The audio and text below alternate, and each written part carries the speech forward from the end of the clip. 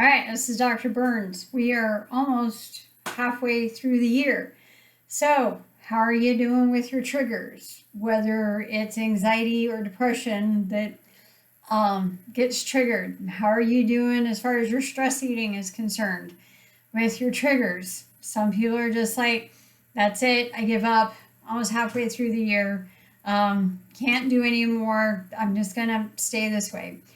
Maybe you need to come at the triggers from a different angle. Maybe some of you are, saying, how come God isn't listening to me? Maybe you're saying, well, the universe has it out for me. Maybe this or that. According to Louise Hay, whatever we put out there, the universe will give you a yes. So if you quit, you'll get a yes. If you say, I need to come at this from a different angle, you'll get a yes. So the question is how exactly do you want your yes? According to Tasha Silver, the reason why our anxiety or our depression is triggered time and time again, even if it's been years since we've had that very, I guess, life-changing event that ended up happening.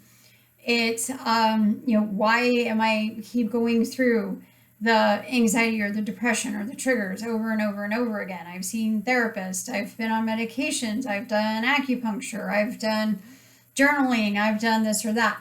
Well, maybe it's because there's, as Tasha Silver would say it, there's still something that your body still needs to let go of. It just hasn't come to the conscious yet, it's still in the subconscious. If you look at Dr. Joe Dispenza, what he always says is that it's muscle memory. The muscle memory is so strong with reaction that it takes something else to be able to replace it. So then that way, that new way of thinking can be the new muscle memory. And so, all right, so what are some other angles that we could take here really quickly that may be able to help out? One of them is that have you actually put your anxiety up on a stage. Pretend that you're in the audience, there's a stage. There's supposed to be a play going on. And so you put your anxiety up on that stage and you give it blessings. Giving something blessings actually opens a way up for you to be able to heal instead of giving yourself worry. If you give yourself worry, now what happens is that you're actually physically blocking your ability to be able to heal, to have your guides, your angels, be able to work with you in order for you to be able to heal. The other thing maybe is that maybe there's something going on brain chemistry wise or just chemistry wise. Did you know that not only, I know everyone's looked at MTHFR, which is looking to see how you methylate. If there's a break in the chain, then what happens is then if anxiety, you're maybe predisposed to anxiety and depression. If you have ADD, ADHD, here again, you're predisposed to anxiety and depression. If you have sensory issues, you are predisposed to anxiety and depression. Also, too, your liver. There are certain enzymes, if you are lacking in your liver, believe it or not, genetically will predispose you to anxiety and depression. That's just kind of how it is, folks. And guess what? There is going to be stressors everywhere. Unfortunately, in this realm, if you want to call it that, this earth life, there will be chaos everywhere. That's just kind of how it is. And so what we have to do is rewire our brain so that way we can control how we respond to the chaos instead of giving into the chaos that we have or into our triggers or into the muscle memory or into, whatever it is that's ended up triggering us. I know that's where, PTSD comes from, or shell shock. It's just the brain is not rewired to where it needs to be. And if it, hears something, you automatically go back to the trigger that ended up happening, even if you're not in that situation, because the muscle memory is just there. So to say that you're ever going to be like 100% completely healed from triggers from very traumatic event that may have happened to you, whether it was abuse, whether you were like in a war somewhere, whether it just whatever ended up bringing that on, things with the way our brain and the way our body reacts to it is just, it's either going to be on muscle memory or it's not. And so what are some different angles that we can take? Like I said, Louise Hay said, imagine yourself on a stage, give yourself blessings. The other thing that's also hard to do is the event that led to the anxiety or depression. Sometimes you have to look at that and start giving that blessings, which is the hardest part in order for you to be able to move forward. Because as you see things kind of like in the same light, you're going to react the same way.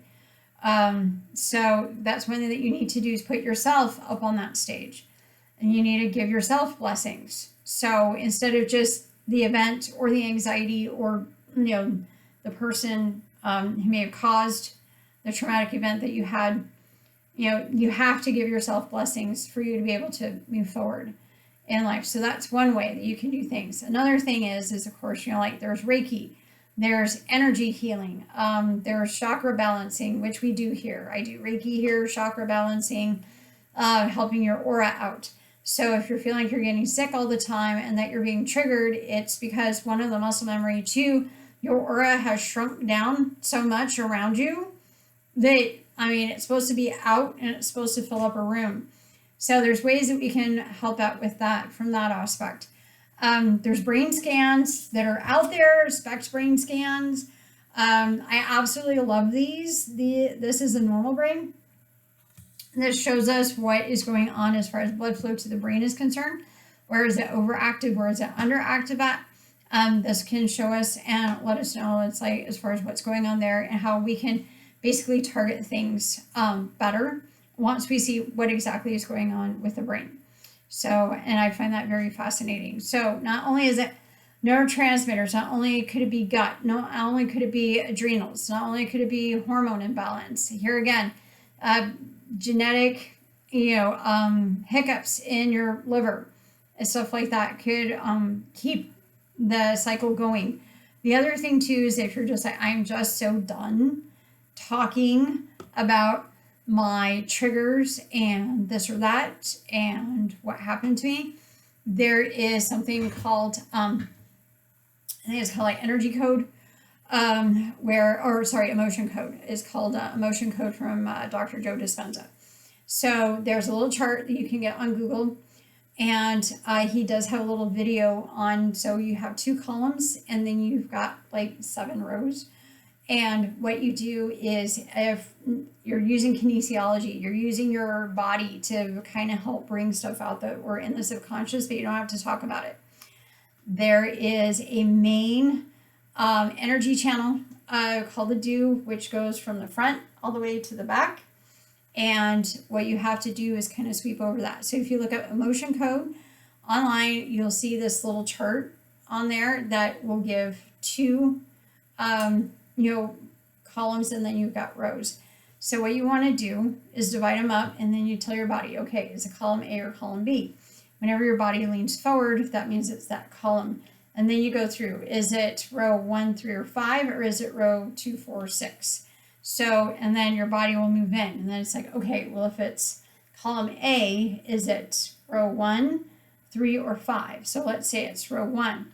If your body's leaning in, then there's like 4 or 5 little things in there. Like, is it doubt, sadness, confusion, something like that. So whatever your body leans into as far as the words are concerned, subconsciously your body knows what it needs to get rid of. So then what you do is you take your hand, not like press it up, but just close, and then you want to move through that channel. You want to do it somewhere between 3 to 10 times. Let's say it's doubt right now. And so you want to go through and you want to do this 3 to 10 times, see if it clears it. And you said, okay, are we still needing to release more, let's say, doubt? And if your body leans forward, then okay, then you do it again. Now, the whole premise with the emotion code is you cannot release all your emotions at one time. Your body needs to have a chance to be able to release things a little bit at a time. So if you don't have time to go away, go hiking somewhere, be on vacation, something like that, spending a few minutes a day on this emotion code aspect can also help out as well. And so, I mean, yes, you can practice gratitude all you want, but if you're not rewiring the motherboard, so to speak, or the brain on how it triggers stuff, or you don't release it, then you're going to stay stuck in those patterns forever.